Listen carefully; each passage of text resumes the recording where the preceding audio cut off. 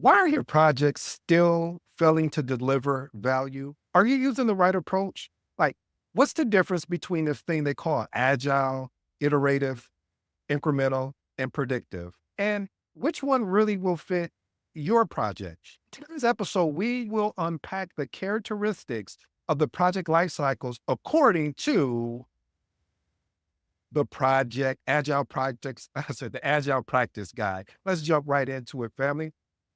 All right, first item. I know you guys have been excited about agile. First, you got to get the mindset. What is the mindset? The mindset is more or less of saying, um, having a focus on collaboration, which is one of my favorite things to do with a team is collaborate because you're able to execute more, in my opinion.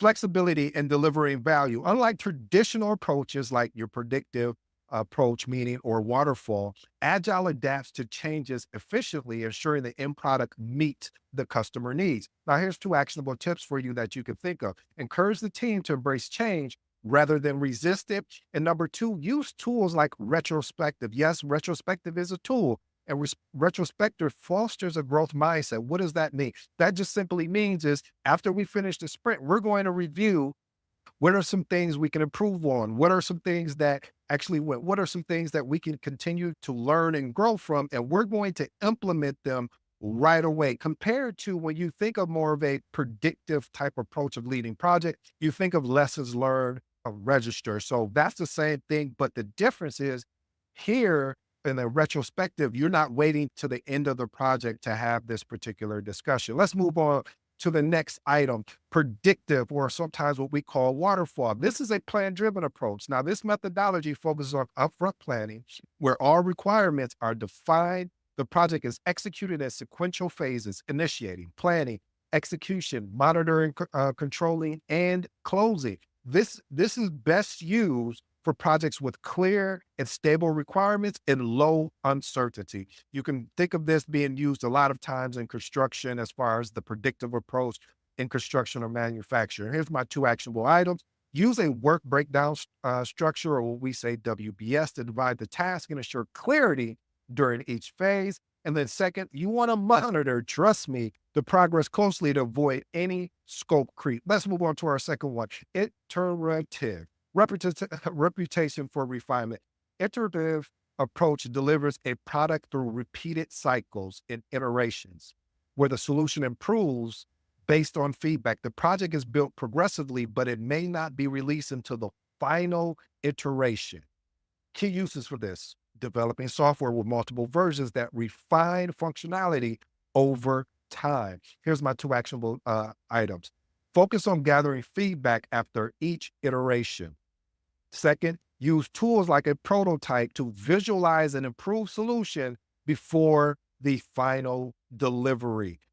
Next item on here on the characteristics, incremental. Basically, we're just delivering in pieces. So incremental development breaks the product into small functional increments that are delivered to the customer piece by piece. Now, each increment is complete and usable, building towards the final solution. This is best used when a website that needs essential pages are launched first, followed by additional features like a e-commerce functionality. Here's my two actionable tips.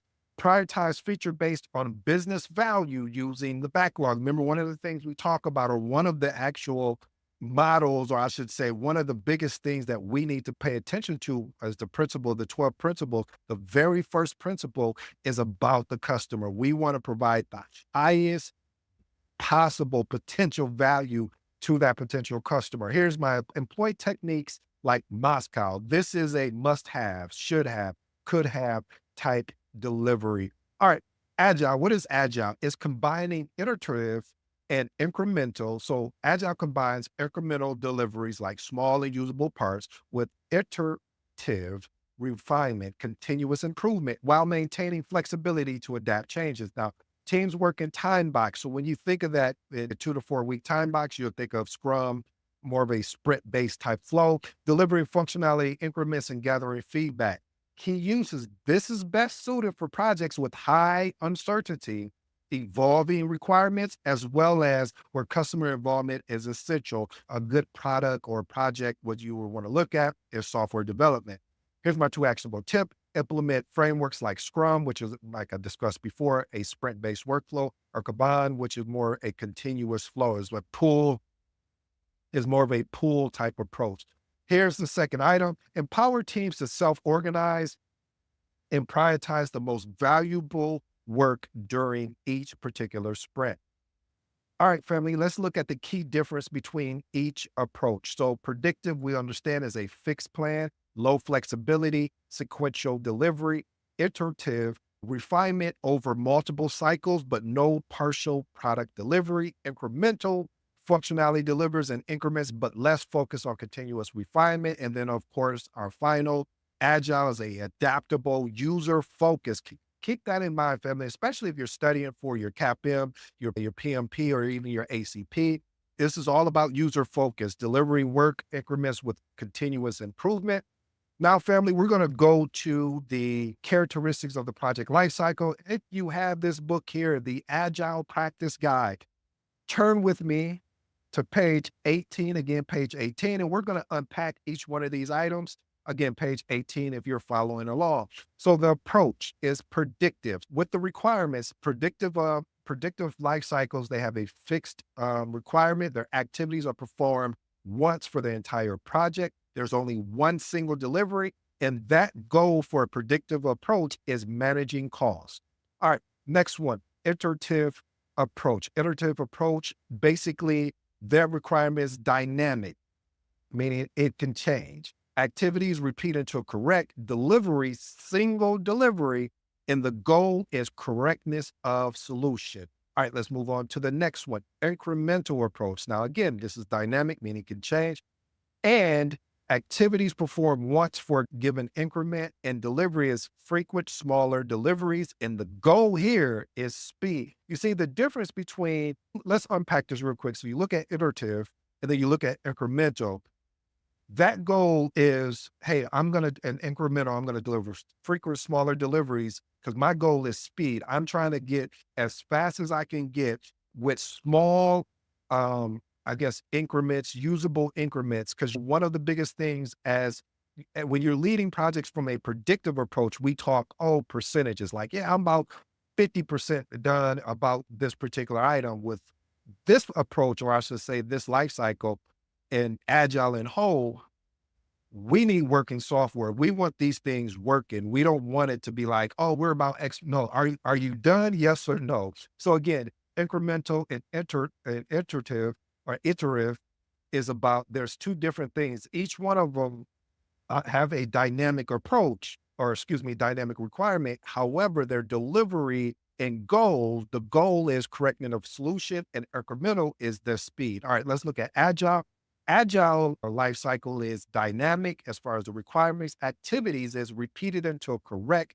Delivery is frequent, smaller deliveries. And the goal is customer value via frequent deliveries and feedback. Family, I hope you enjoyed today's episode.